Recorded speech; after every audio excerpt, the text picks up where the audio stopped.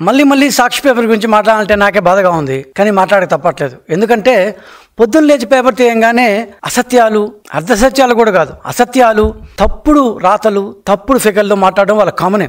కాకపోతే క్యాగ్ ఇచ్చిన అంటే కంట్రోలర్ ఆడిటర్ జనరల్ వాళ్ళు ఇచ్చిన ఫిగర్స్ను కూడా తిమ్మిని బమ్మిని చేసి అటు ఇటు కలిపేసి 2023తో పోల్చి ఏందేందో చేసేసి నిన్న బుగ్గన రాజేంద్ర రెడ్డి గారు మాజీ ఆర్థిక మంత్రి, అంత మాజీ ఆర్థిక మంత్రి కూడా పాపం సాక్షి వాళ్ళు చెప్పారో ఆయన చేశాడో ఆయన తెలిసి చేశాడో ఆయన తెలియక చేశాడో కానీ రకరకాలుగా మార్చి ఆరెంజ్ పండ్లని మ్యాంగోల్ని కంపేర్ చేసి ఏది టేస్ట్ బాగుంటుందంటే ఇదేం టేస్ట్ దానికి ఉంటుందిరా బాబు అనే విషయం కూడా తెలియకుండా రకరకాలుగా మార్చి ఇవాళ సాక్షి పేపర్లో ఏదో పెద్ద చేసుకునేసారు.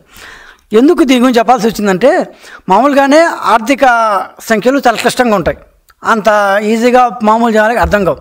సో మాజీ ఆర్థిక మంత్రి లాంటి వాళ్ళు వచ్చేసి ఎక్కడెక్కడో సంఖ్యల్ని కలిపి దీన్ని మార్చేసి కలిపేసి మీరు ఈసారి చాలా తక్కువ ఉన్నారు, లాస్ట్ టైం మాకు 58,000 కోట్లు వచ్చాయి, మీ ఆదాయం 49 కోట్లే అంటే మామూలు జనాలు కనీసం సాక్షి పేపర్ చదివే వాళ్ళన్నా వైసీపీ వాళ్ళన్నా ఓహో మనకు చాలా బాగా వచ్చిందేమో మేము అంత బాగా చేసామేమో అని అనుకుంటారు.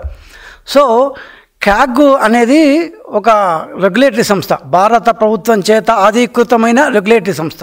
అట్లాంటి సంస్థ ఒక ఫిగర్స్ అంటే ఆర్థిక సంఖ్యలు ఇచ్చినప్పుడు వాళ్ళు ఏ విధంగా ఇచ్చారో ఆ విధంగానే దాన్ని చదవాలి. ఇష్టం వచ్చాడు కలిపేసి పైంది కిందది కలిపేస్తే చాలా ఘోరంగా అసహ్యంగా ఉంటుంది.